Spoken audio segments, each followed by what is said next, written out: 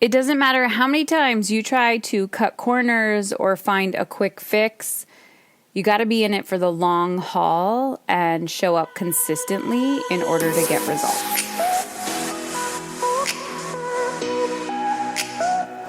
Hey, it's Heather Chauvin, wife, mother of 3 boys, former social worker, dreamer, recovering rescuer, stage 4 cancer survivor. I started my motherhood journey when I was 18. I was single and living off government assistance. Beyond all of these titles and labels, I'm a human being, just like you, attempting to navigate it all while feeling good. My goal on this podcast is to show you that you can live an energized, sustainable life both at home and in your work. On this show, I attempt to keep it real with stories, interviews, and random thoughts.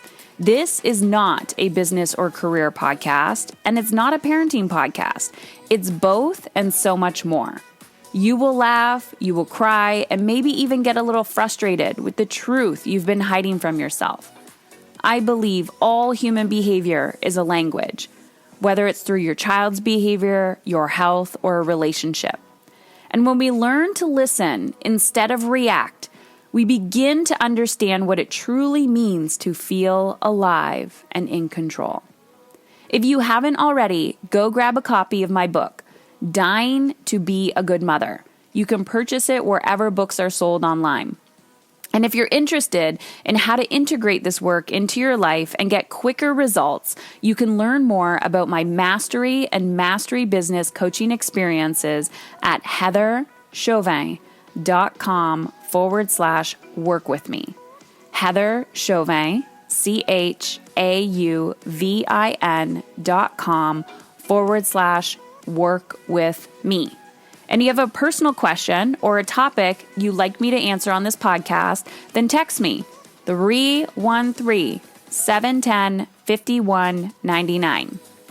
313-710-5199. All right, let's change your life. Let's dig in. All right. Hey everyone, I am back. And today, because I'm only putting out one podcast this week, I'm going to make this both personal and professional. So I've had some things happen in my life which have been very interesting to me. And it has shown me that showing up consistently and the long haul, focusing on the long game is truly where freedom comes in. And I think too often it's really easy for us to buy into, I don't want to say us because not everybody buys into this, but when you first start on any journey, when you start learning about anything, it's very easy to get manipulated by, the quick fixes, right? Take this pill, your life will change. Follow my 6 easy steps and blah, blah, blah, your life will change. And it truly is about consistency and the long game. Because when people really, really, really want results, they will, there's phases of it. There's evolutions of it. And you got to step in and you got to really, really show up for yourself. And that's a journey in itself, is really digging in and taking radical responsibility for how we want to feel.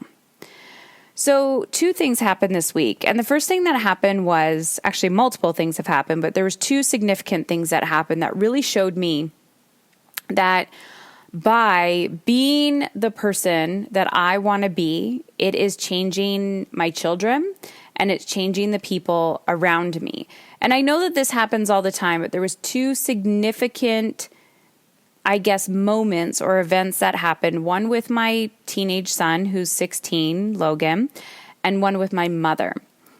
And I wanted to share that story today because it's so easy for us to want to project or push away or avoid looking at ourselves and think, I just need some parenting strategies, or my child needs to learn how to do this, or, my mother drives me crazy, or, it's the climate, it's the culture, it's blah, blah, blah, blah, blah. And we're so focused on everybody outside of us and why they drive us nuts and why, they need to figure their crap out and why they need help and why they need to blah, blah, blah, blah, blah. But it's truly about our reaction to them. Because if you've been at this for a while, you and I both know that the only person we can control is ourselves, right? The only person that we can truly control is ourselves. We can control how we show up. We control how we react. And more importantly, if, our core desired feeling, our anchor feeling is to be loving and present and kind and calm and compassionate, nobody else can really rattle us. Like nobody can disrupt our peace. We are allowing them to disrupt our peace. So a few days ago, my son, 16, he's the oldest, and he's a teenager. And so he has his moments, and I watch him go up and down, up and down, up and down. And we were at a park together, and he loves mountain biking. So we brought the bike there, and he's doing these jumps and whatever the hell he's doing. And we were leaving, and he was angry. And he looked at me and he said, "I'm going to cry. I'm so frustrated with myself." And I remember sitting there. I legit remember sitting there thinking, one, I'm just so incredibly grateful that he had the tools and the awareness to be able to communicate how he was feeling in a calm demeanor. There was no explosion. There was no projecting. There was no angry at me. He was just angry at himself because he was trying to pursue something. And I remember watching him at the park, and he would go up and down this hill. And I thought, damn, at his age, I never had a passion for something that I would just be so persistent about. And I wanted to break through, and I wanted to figure out what my resistance was and just push through. But I do that now. I do that in my professional life, and I do that in my personal life. So I get it. I get it in those moments when you're so incredibly frustrated with yourself and there's this pressure and you're like, you know what? That was just a shitty day. It was a shitty lifting session. It was a shitty, run. It was a shitty, whatever you're trying, that meditation sucked today. Oh, I couldn't journal today. I couldn't write today. I tried to be that calm parent today, but it just didn't work out. And just the persistence and the focus of being able to say, I'm willing to try again. And I just looked at him and I said, I'm so proud of you. He's like, why? I said, because you didn't give up. And you're not angry at me. You're not mad at me. You're not projecting on me. You're willing to show up. And I said, think about how many people who wouldn't even get on their bike and get up the hill. And he looked at me and he's like, you're right. And so he came home and he was in his red zone. And the next day he had a fabulous day. And he was like, I feel so great today and blah, blah, blah. And I was like, do you know why? He's like, why? I'm like, because yesterday you felt like shit and you were so close to a breakthrough and you just kept tapping at that breakthrough. And it's just the cycle of emotion. It's how it works. But you didn't give up. And so when you have these conversations with your children, when you are gaining that emotional intelligence within yourself, these intellectual conversations you start to develop with your children on a smaller scale, and then you watch it, because I've been doing this work with him since he was 4 years old. You watch it unfold. You watch it unfold. When you can get in the car with your teenage son who says, I'm so incredibly grateful for you, Mom. Thank you for taking time out of your day to bring me to, drive me across the city, to bring me to this park. He's like, I know your plate is full and I appreciate it. Now, I know sometimes we think in a dream world, that is not exactly how it always goes. So please understand, it's definitely not perfect. But the only reason why a child can say that to me is because I've learned to appreciate myself. I've learned to have gratitude for myself and the effort that I put into my everyday, and also the boundaries that I place with my children, and knowing that If I say yes to an opportunity, it's because I'm doing it from a wholehearted place, and I'm not doing it from a place of anger or resentment. And the second thing that happened this week was big, and it was emotional.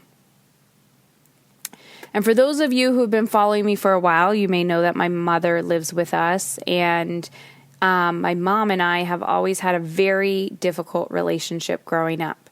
There was a lot of anger, there was a lot of hostility, there was a lot of disconnect, and I'm an only child, and it was always me and my mom, and I was the one who took care of her. So my mom recently got back surgery this week, and we knew it was coming. There's 2 surgeries that she's getting, her hip and her back done, and she's been suffering with pain for a long, long time. And because of COVID, the surgery was delayed, and so it came on pretty sudden because they're like, get ready, you're going in a few days. So it was like, what's that waiting game? Like, what? Oh my gosh, hurry up and wait, right? Hurry up and wait.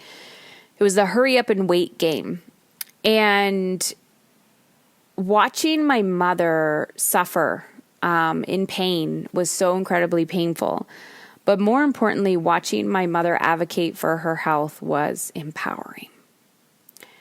Watching her take her power back to advocate for herself in the healthcare system, to communicate what she needs, to navigate people and systems, and also watching her having to surrender and ask for help. And also seeing her at her weakest moments where she knows that she is physically solely dependent on me, and so worried and afraid that, that's going to be a burden to her. And navigating these emotions together, but I will tell you, there was so much in the last few days of listening to my mother in this moment mirroring back to me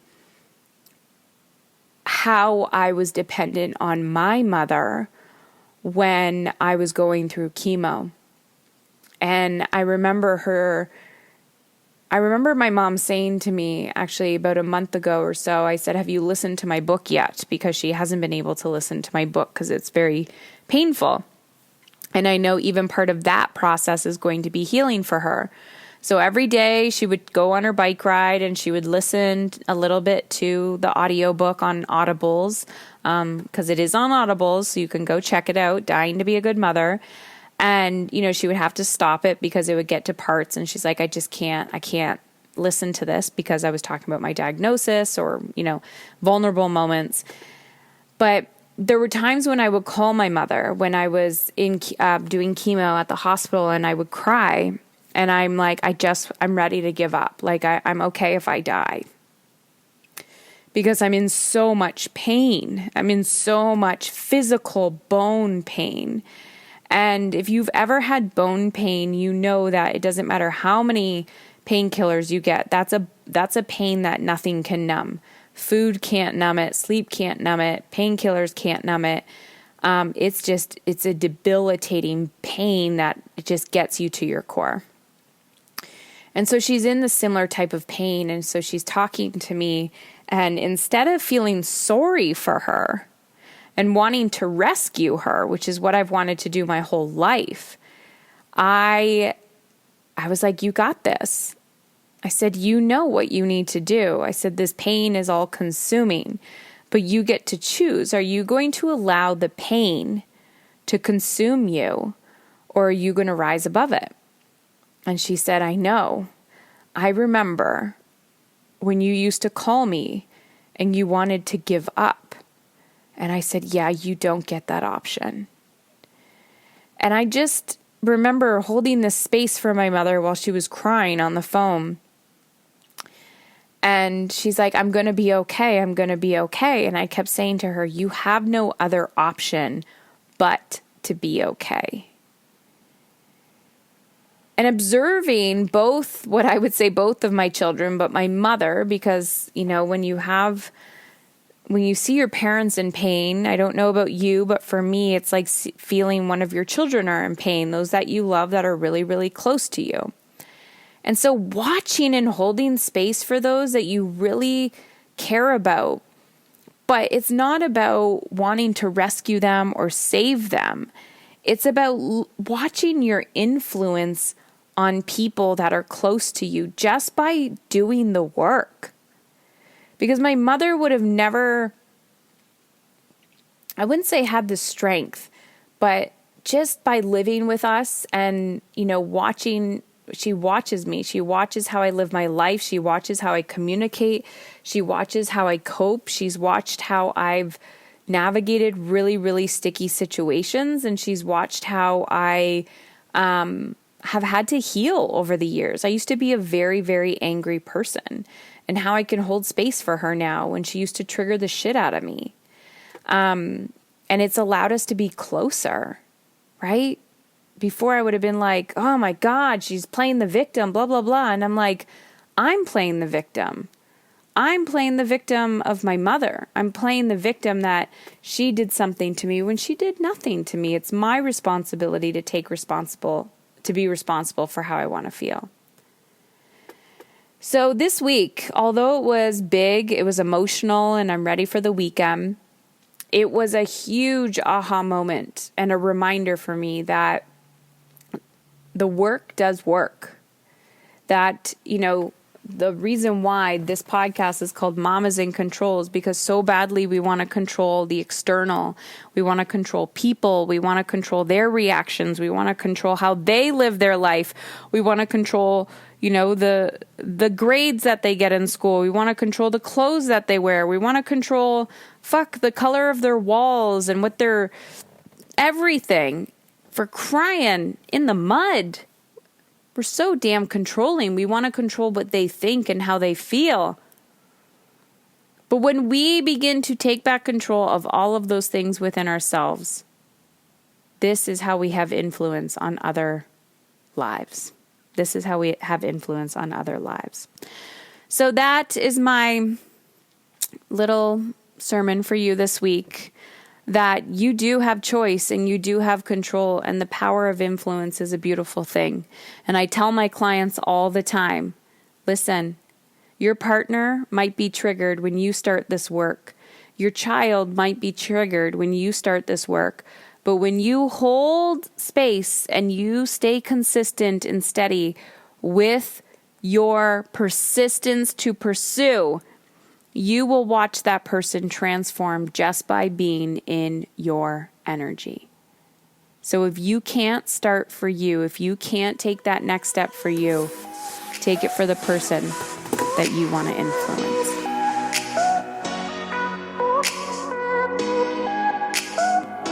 Well, that's it. And I wanted to thank you for listening today because I truly believe you are exactly where you need to be. And now I have a favor to ask. In exchange for the value you've gained from this free podcast, I'd be forever grateful if you would leave us a review on iTunes.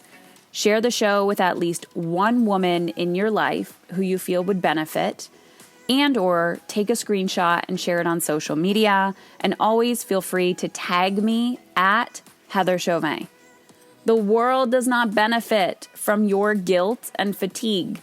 The world needs more women who are willing to unlearn everything they've been taught. Women who are courageous enough to feel good and not let guilt run the show. I believe you are that courageous woman.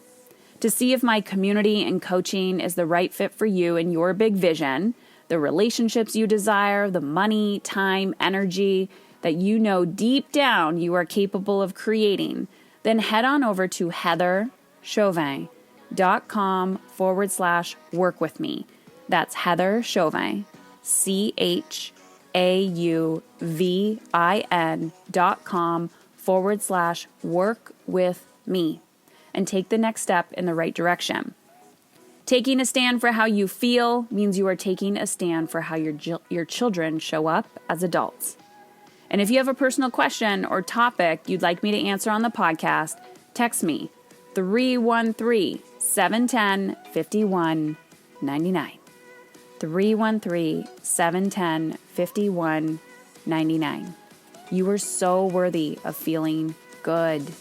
Now go do some scary shit.